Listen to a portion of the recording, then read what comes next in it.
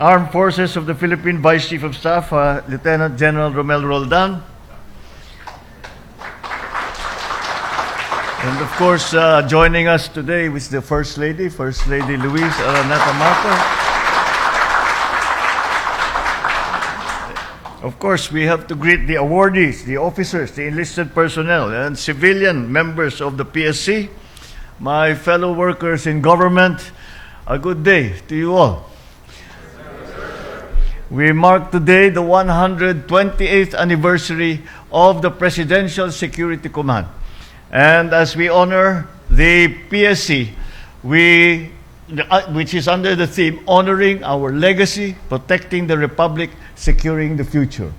For over the century, the PSC has now served as a security arm of the presidency, protecting not only the office of the president, but also the institutions that keep our democracy strong and our republic stable. On a personal note, I can say that not once from the first day that I stepped into Malacañang have I felt anything but safe in your hands. The sense of security.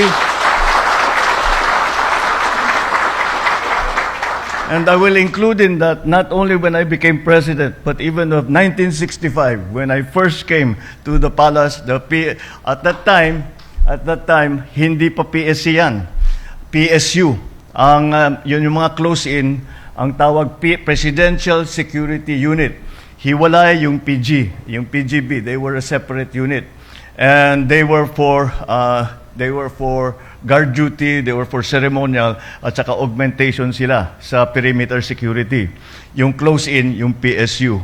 But eventually, the PSU and the PGB were put under the Presidential Security Command because the duties and the mission of the Presidential Security Command went beyond just securing the president, just securing the facilities of the office of the president, but also to secure to conduct operations, especially intelligence operations at the time.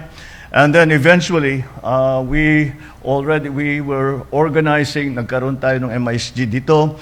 We had a strike force. We had, in other words, the PSC started to conduct other missions, strike missions. That it was some of it up to now, hindi pa nalalaman ng mga ng public kung ano yung mga mission na yun. But I remember very well that some of our people, we were not actually even carried on the rolls of the PSC because of the sensitivity of the missions that they were carrying out. And so I was very, very surprised when I first became president to see that it has become now the PSG, and it has became a very different unit from what I remembered from the time that my father was president until 1986.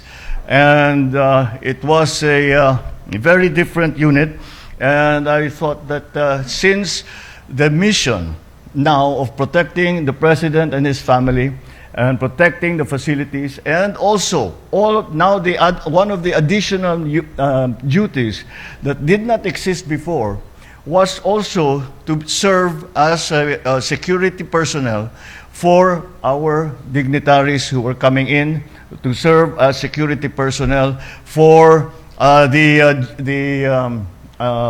events that we are conducting, which dumami ng dumami yan. Dati, hindi masyadong marami, hindi kagaya ngayon.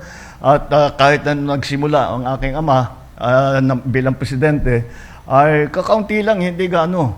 But it was very, very specific on the first family, very specific on Malacañang grounds. But eventually, dumami ang duties, dumami ang mission capabilities that were required by the missions that our people were being sent out to do, and that is why it was turned into the Presidential Security Command, because it was not just a single unit anymore. Meron tayong mga other units that were put under the Presidential Security Command. And that is why it eventually became a Presidential Security Command. So that allows me to say that the sense of security allows me to work, to think clearly, and to do the work that the Filipinos have put me here to do. I commend you all for the significant strides that you have made in the past months under the leadership of your Admiral Val Abayon, and the PSC now. The PSC now is a very different unit from what it was when I came into office in 2022. But that is necessary because the mission has evolved in many ways that we never expected before. For example, cybersecurity was not an issue when the PSC was first formed. Now, the modern threat in terms of security are the drones, the possibility of using drones, which has become now the front line of all of the conflicts that we see around the world. Are using that technology, which simply did not exist before. And that is why we have continued to raise your capability to make sure that we are able to answer any threat. We are able to stand up to any challenge that may come down the road. And I can see that we have made some very good advances, and that I think that the PSC now is a much, much more capable unit than it was when we first started.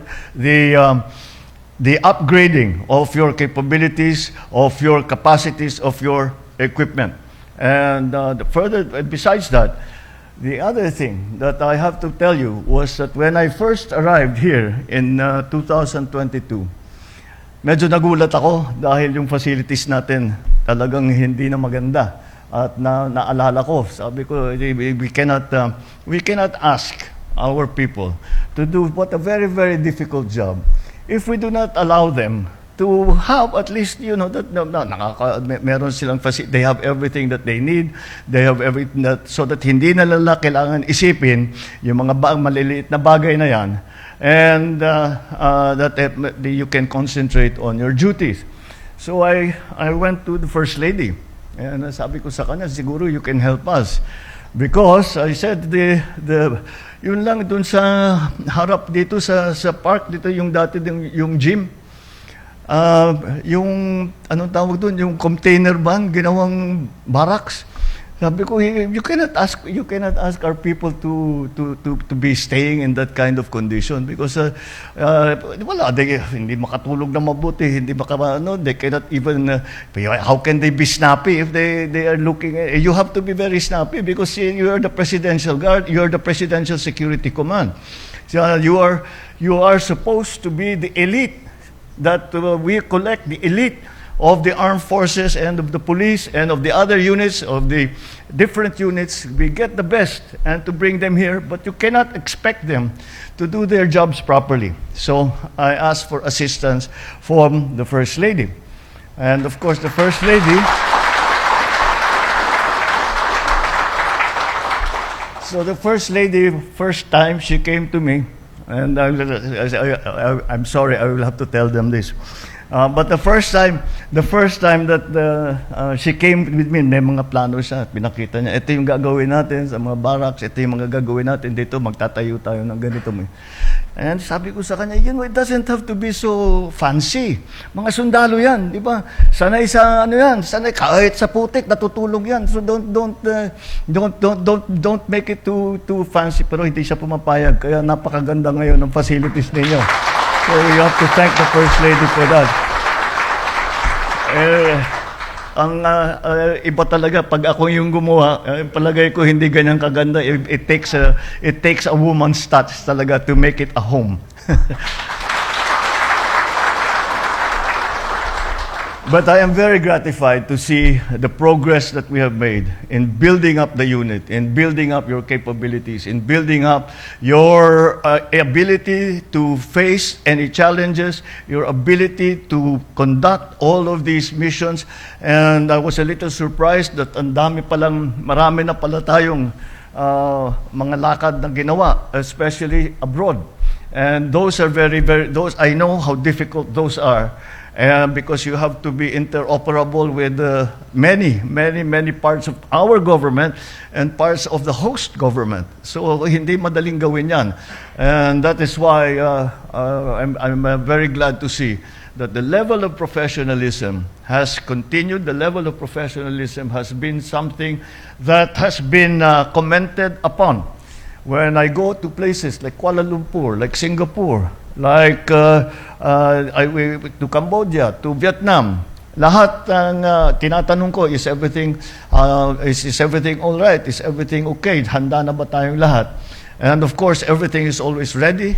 Everything is always secure.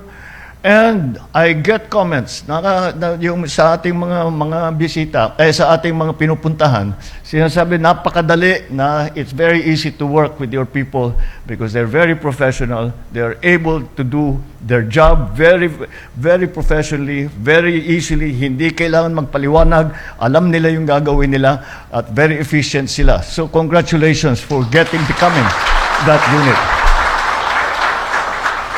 All of these reflect the collective efforts of every member of this organization to ensure that the presidency and the republic remain secure. We also honor today those whose service has gone above and beyond. To our awardees and to the members of the Best Security Task Action Group, yung ating Stag Bravo led by Lieutenant Colonel Antonio Lumdang Jr. Congratulations. Your example will inspire all others to serve with that same sense of duty. Truly, there is something in the presence that you provide that very few people notice. We feel at ease, the family feels at ease, I feel at ease during engagements because we know that you are there. You are the eyes that never stop moving, even as mine are free to look ahead. I have learned to trust your silent presence completely. Of course, I want to acknowledge what that presence costs you. While we sleep soundly in our beds at night, you are awake, missing precious time with your loved ones, working to ensure that my family and I remain safe. And that is a sacrifice that I take seriously, and that one that I carry with deep gratitude. So thank you for not only protecting me, but protecting the institution I represent, and in doing so, the Filipino people that we all serve. Because, on the face of it, your mission is to protect the first family. Diyan nagsimula lahat ito. Is to protect the first family, is to protect our environs, the palace, the park, etc. And most people, pag tinanong mo anong trabaho ng PSC, sa kanilang palagay, yun lang ang trabaho ninyo. But look at it more.